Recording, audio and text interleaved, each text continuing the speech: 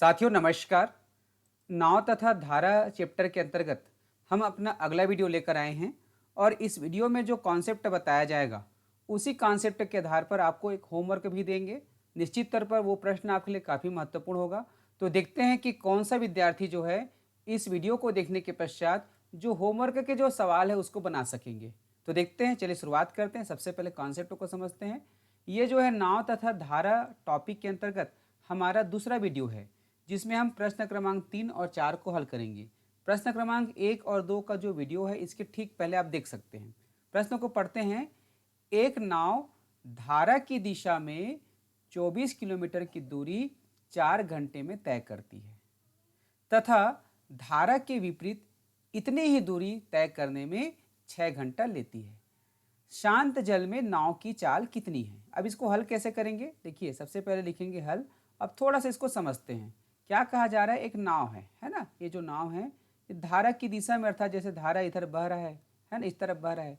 तो जब यहाँ से लेके यहाँ तक जाता है, जैसे यहाँ से लेके यहाँ तक जा रहे हैं, तो इसकी दूरी कितना है? 24 किलोमीटर है, जैसा कि यहाँ पे कहा गया। और इसको तय करने में ये लगाता है समय, 4 घंटे का समय लगाता है। ठीक है, जब ये इसी दिशा में नाव जाता है। फिर कह रहा है कि धारा के विपरीत दिशा में, अर्थात जब ये यहाँ से इस तरफ जाएगा और दूरी कितना है? इतनी ही दूरी है ना भाई। इतनी दूरी तय करने में अर्थात 24 किलोमीटर है। इसको तय करने में 6 घंटे का समय लेता है।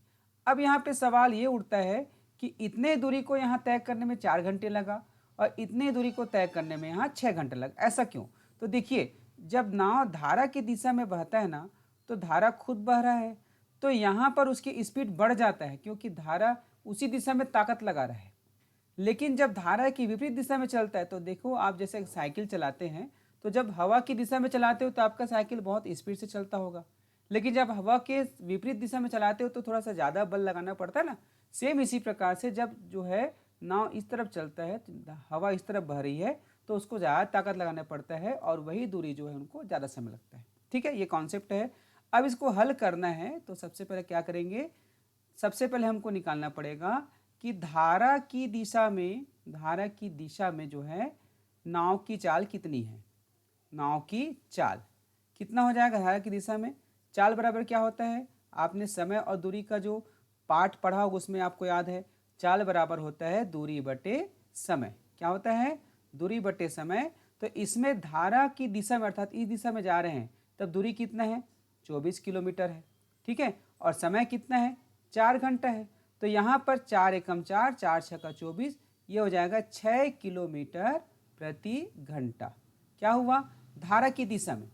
अब जो है धारा की विपरीत दिशा में, उल्टा दिशा में, अर्थात जब अपोजिट साइड जाते हैं तब नाव की चाल क्या होगी? नाव की चाल फिर दूरी बटा समय होगा, है ना। अब दूरी कितना है? 24 किलोमीटर ही है ना। और समय कितना है? 6 घंटा है, क्योंकि विपरीत दिशा में 6 घंटा लग रहा है। तो अब यहाँ पे चाल हो गया 4 किलोमीटर प्रति घंटा। अब यहाँ पर 6 किलोमीटर प्रति घंटा और 4 किलोमीटर प्रति घंटा, ये क्या चीज़ है? ये है धारा की दिशा में और ये है धारा की विपरीत दिशा में।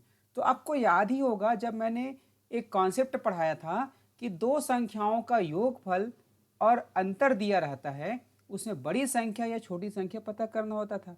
तब हम क्या करते? बहुत छोटा सा कॉन्सेप्ट है। तब यहाँ पर जब बड़ी संख्या पता करना होता है तो उसका कॉन्सेप्ट अलग था। उसी चीज़ को यहाँ पर लागू करना है। यहाँ पर क्या पूछा गया है?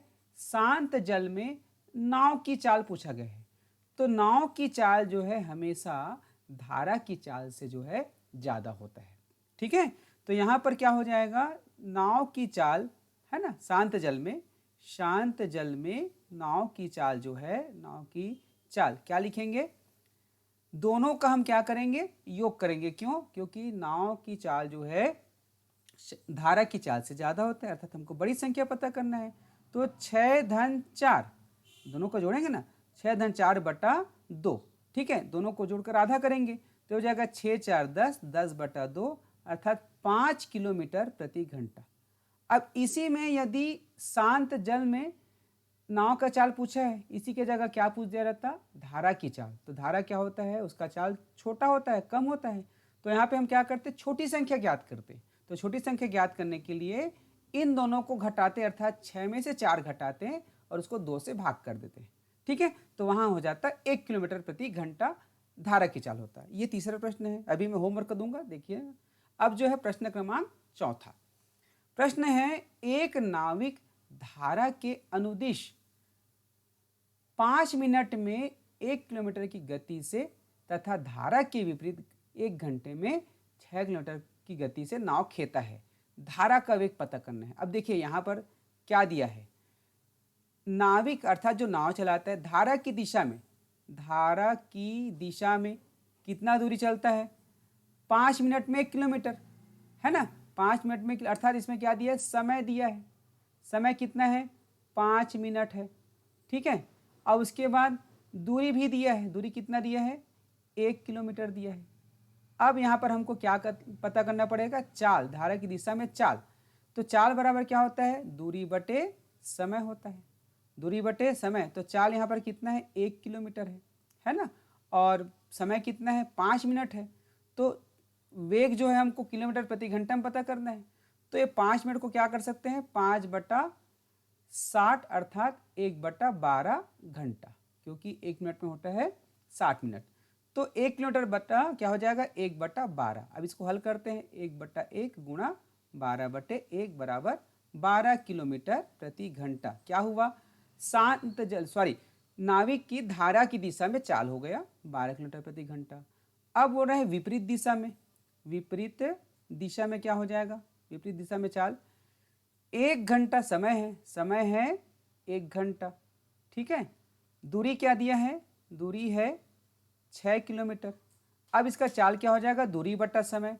तो दूरी बटा समय अर्थात 6/1 है ना, 6 किलोमीटर है और बटा में घंटा है। तो ये हो जाएगा 6 किलोमीटर प्रति घंटा, ठीक है, 6 किलोमीटर प्रति घंटा।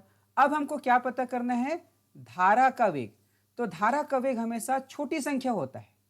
तो यहाँ पर क्या हो जाएगा, दोनों संख्याओं का योग है 12 और अंतर है 6। तो 12 में से हम 6 को घटाएंगे और उसको हम 2 से भाग करेंगे।